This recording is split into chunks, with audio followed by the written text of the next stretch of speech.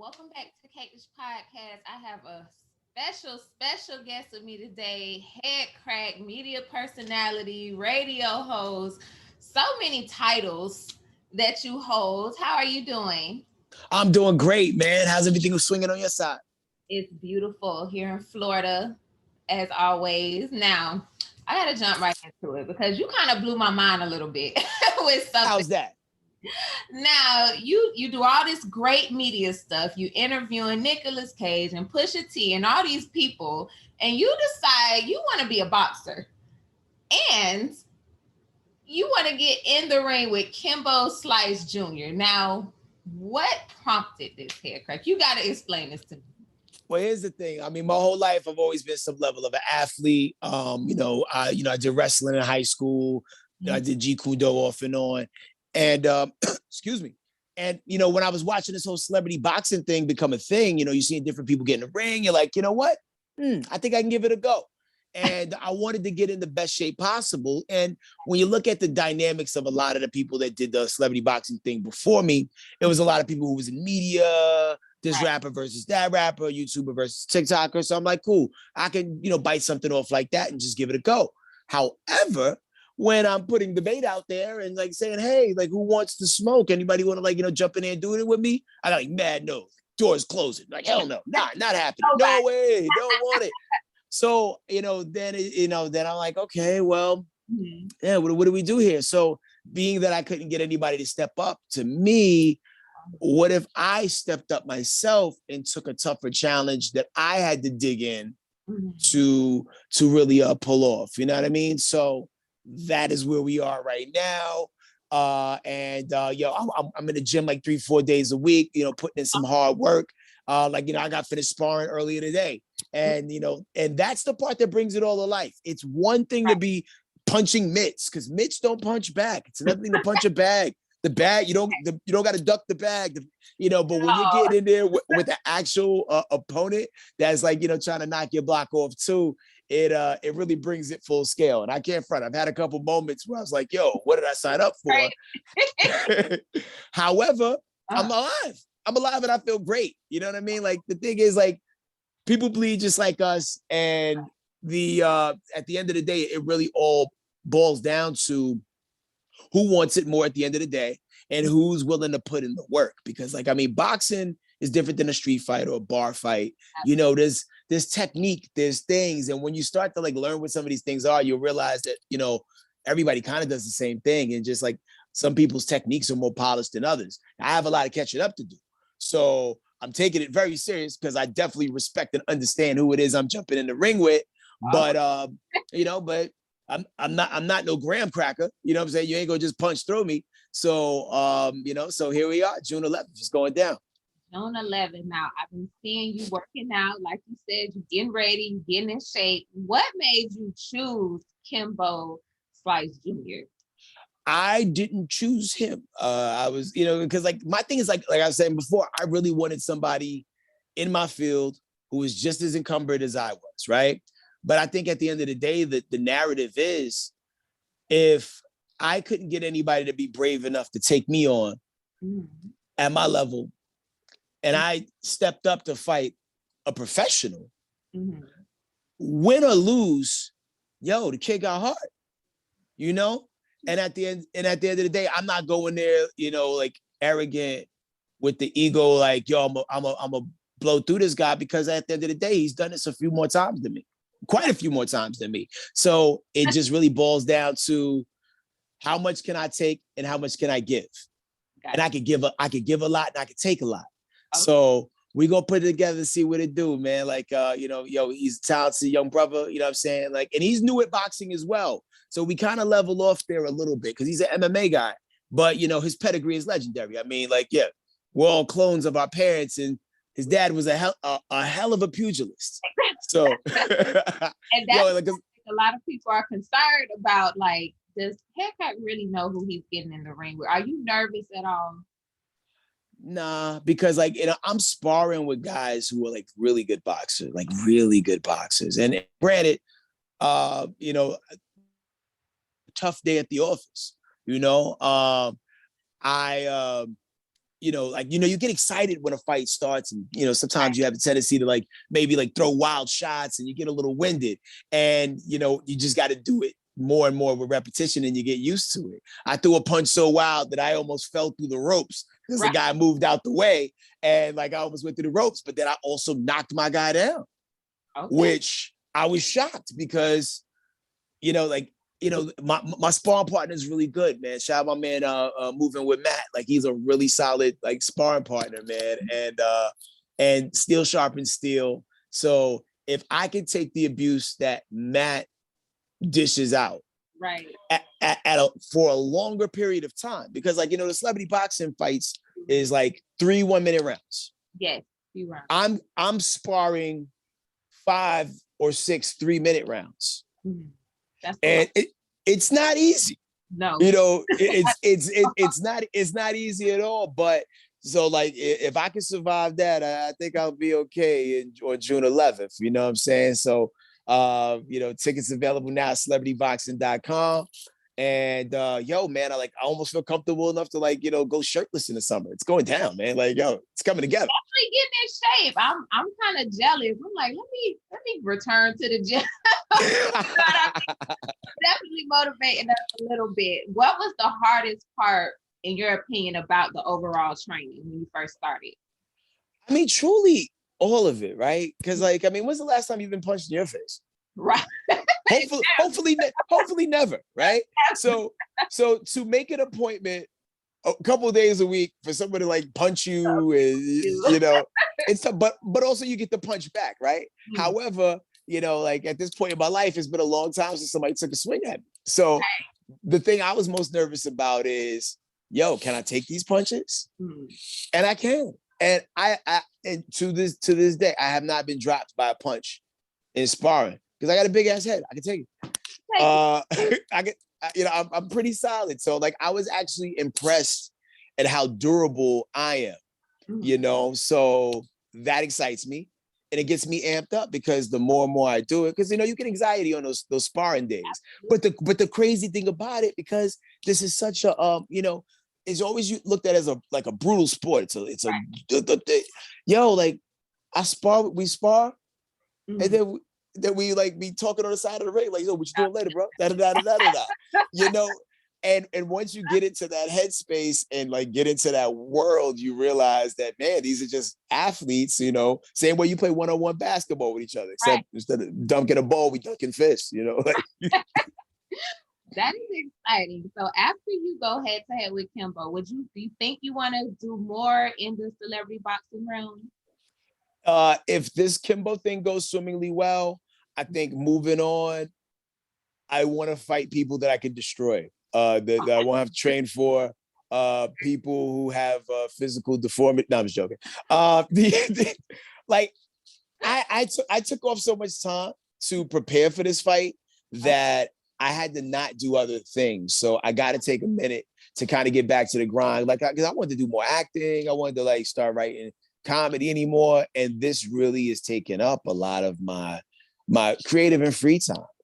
Even right now, I sparred today at 11:30. Here we are later in the evening. I felt like I stopped a moving car with my arms. So, so the physical wear and tear of it and the soreness of it later, it's a maniac sport. Right. And you really got to truly love it to do it for the distance. Now, if the right situation came along, maybe I would do it again. Because initially, when I started training in January, I was training to fight in March. Mm-hmm. And the March thing fell through and they got moved to June. So what I thought was going to be a limited series turned into a full season of training. But, it gave me the opportunity to look even better because if the fight was truly in March, I think I would have fared well. And I would have had a different opponent in March too. And I feel confident that I would have murdered that guy. But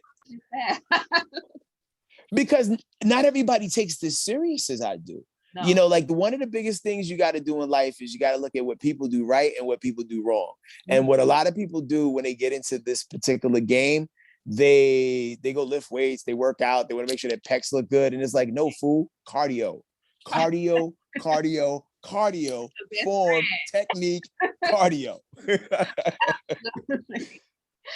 So, so for that, I'm impressed at how good my cardio is. And once I fine tune the self-control and get the anxiety out, because like, it's weird, like, because even with today, it felt very Rocky Balboa, because like, the first round went really well. Like, like, right. Okay, cool.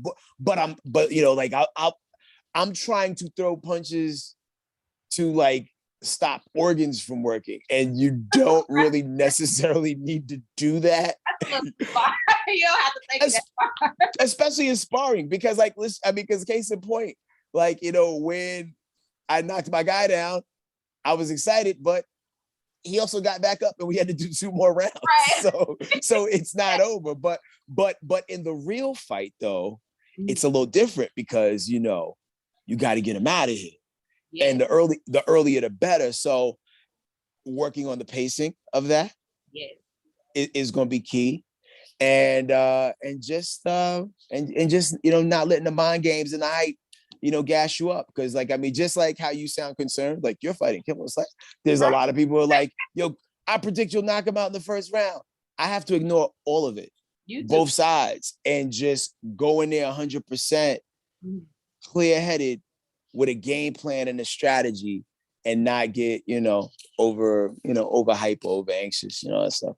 Overthink it. Okay. Absolutely. So, last question. If you like this fight and you want to do another one, who would be your ideal opponent?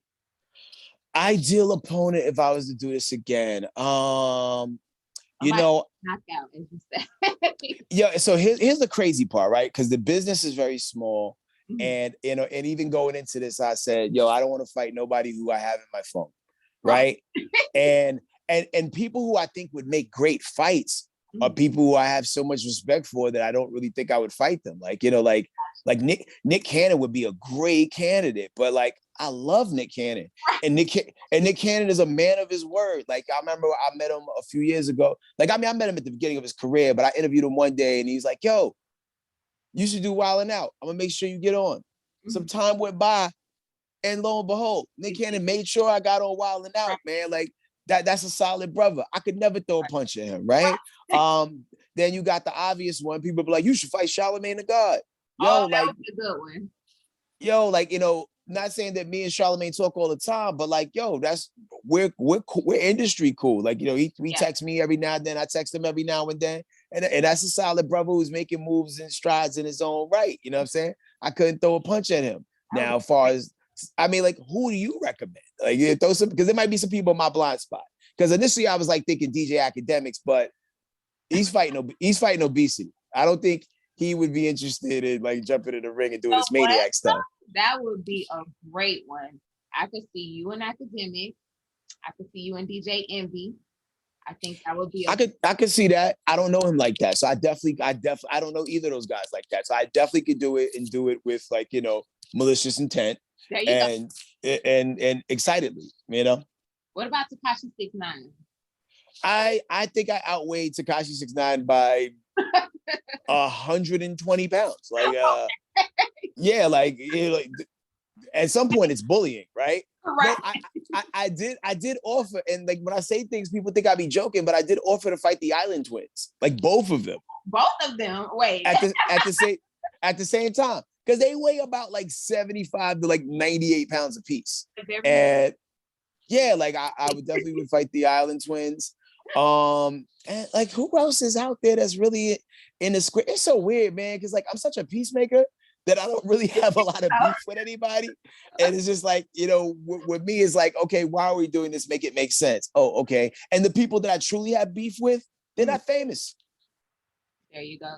See, but we need more people like you in the celebrity boxing realm. So you can kind of show a little, compassion after you annihilated your opponent, That could be a thing. Like I said, like, we'll see what happens June 11th, and then we'll go from there. Because once again, if you're taking this serious, it's not something that you train for 2 weeks and then just jump in there and then you look crazy. Like you really gotta give it a go and make sure you got all your ducks in a row and your mind right for this. And my mind is right. My mind is right. You know what I'm saying? Like, I can tell you seem very invested in this. So let us know one more time, date and location and where we can get those tickets, because we will be there.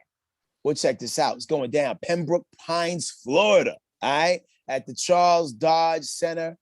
Tickets are available at celebrityboxing.com. Use the code Headkrack to get a little level of a discount or something like that. The tickets is moving. So if you want to go see the fight, pull up. There's going to be a lot of special guests, celebrities going to be in the building. I think Benzino's fighting Aaron Carter.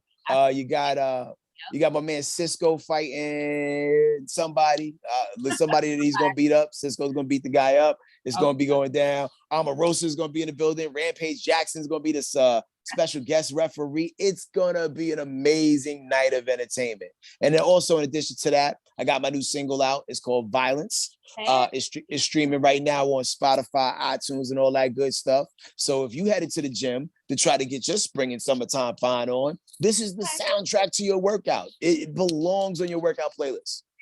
I like that. I'm going to get my workout playlist together to kind of motivate me to do a little bit of, step for action here and there this week. This will make you put the Stairmaster thing like on 7, and then you're gonna be marching with a purpose. It's happening. I'm gonna catch up. I'm gonna do me a little boxing match one of these days. I'm gonna get there. Not today, okay, but one of them days. Well, if you need a person in your corner to help you show you some ropes and teach you some do's and don'ts, because it's all trial and error. The first few times you jump in that ring, you're gonna make a lot of mistakes, because everything they teach you before you go in the ring, a lot of stuff goes out the window when the bag is punching back. You're there and you're in it. These are live rounds. They're coming at you. Like, what are you gonna do? Like, whoa, not the face. Well, we are excited for you. I cannot wait to see you get out there with Kimbo Slice Jr. And everybody, please get those tickets, show up, show support. And we appreciate you for sitting down with us and chatting for a little bit. I appreciate you, Precious. And if anybody in the Florida area happens to see Kimbo Slice Jr., walk him around, offer him food. We need to fatten him up a little bit so I can slow him down. It takes a village. Nah, I'm just joking, man. Like, it's going to be an exciting night, man. And I just can't wait to see what the outcome is going to be, man. So, God's healing energy on everybody that stepped into the ring that night. And hopefully everybody leaves that ring a better version of themselves. Because that's what it is for me, man. I ain't trying to put nobody in a wheelchair and nobody life. It's celebrity boxing. Like, come on now. Absolutely. It's going to be a fun night. Well, thank you, Headkrack, so much for joining the Cake Dish podcast. And we will see you on June 11th in that ring. Yes, indeed, man. Much love to you, Presh. Thank you. Take care. Peace. Bye. Thanks for having me. Thank you for coming. Anytime. Later.